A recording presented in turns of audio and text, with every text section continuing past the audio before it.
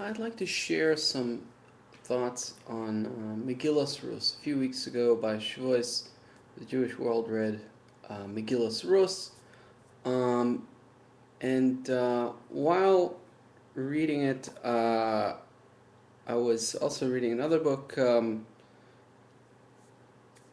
book by Rabbi Yitzhak Ginsburg, whom I greatly admire. The book is called Be'ita Achishena, and which means it's based on the verse from Isaiah 60:22, um, about about the youth, about a youth. Hakatoni El Aleph will be 1,000-fold. The youth will be 1,000-fold, and the young one will be a mighty nation. I am the Lord. In its time, I will hasten it. Talking about the future redemption. Anyway, it's a very deep verse. Won't go into it right now, but that's the book I'm reading. In it, he discusses about Rus, that the book of Ruth, which is basically about essentially its main purpose was to reveal King David's lineage, um, and basically that's the whole essence of the book. It's about King David, and King David, everybody knows, it's all about the future redemption.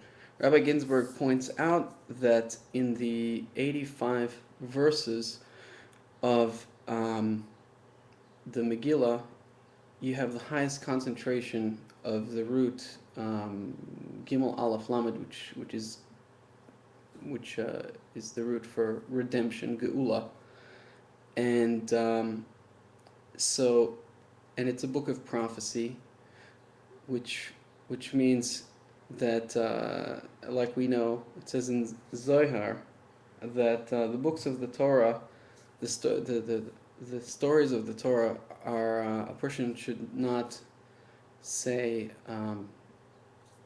that these are merely stories, but really they contain deep mysteries, which we, in our point in history, have not even begun to uh, to to reveal, to understand.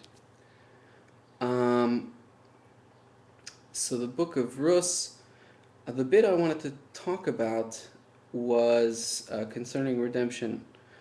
Um, Obviously, when Rus, in the simple level, when in the Megillah it talks about Geula, there it doesn't mean redemption like we think about redemption as in, the messianic time utopia. That's not the simple level.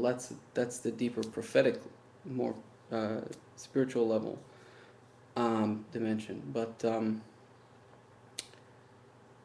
the when it's used there, the word Geula, it means in the context of levirate marriage, that a person can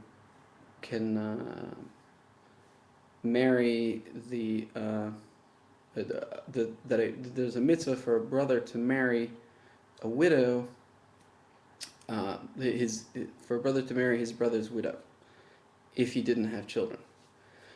I believe that's that's how it is. However, anyway, what I wanted to speak about specifically was, there's the story where, part of the story where Ruth tries to seduce Boaz. Boaz is an old man, and Boaz, he wants to marry her, um,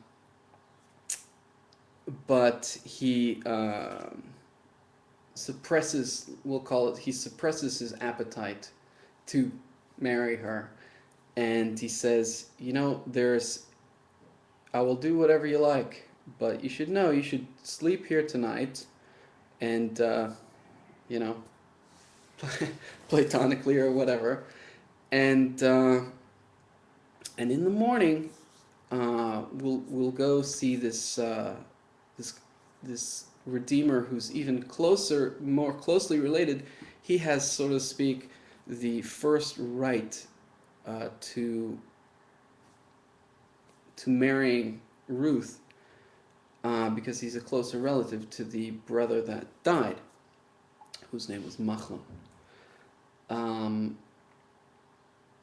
So Boaz sort of holds off, and in the morning he gathers a quorum of witnesses, and he pulls what the English translation of the Nevi'im, actually, what the English translation of the scripture calls so and so. He pulls over so and so. Well, let me tell you something about so and so. So and so is not really so and so. So and so is called in Tanakh Ploni Almoni. That's the, in fact, even the modern Hebrew way of saying, like John Doe or something, Mr. Anonymous.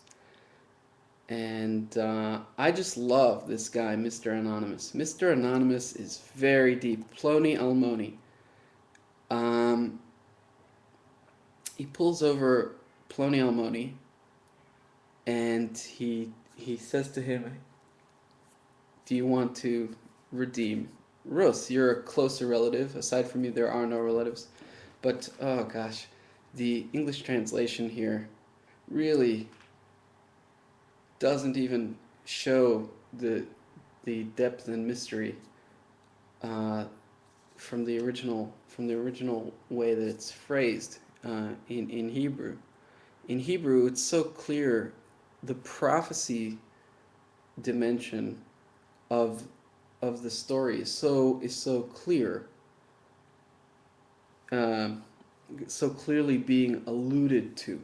And what I believe is being alluded to here is that really there's a much deeper conversation going on. Boaz was the head of the Sanhedrin, and it's widely known that the head of a generation is the potential Messiah of the generation. And so Boaz was, even in the simple level, he was the Mashiach of the generation. He was Mashiach. He's the soul of Mashiach. Rus,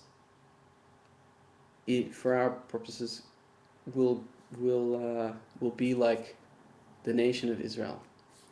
And Ploni Almoni goes, I'm introducing this wild concept here, but I think it goes, is that Ploni Almoni, so-and-so, the anonymous one, is God. How do I figure? Is because, and we'll continue in part 2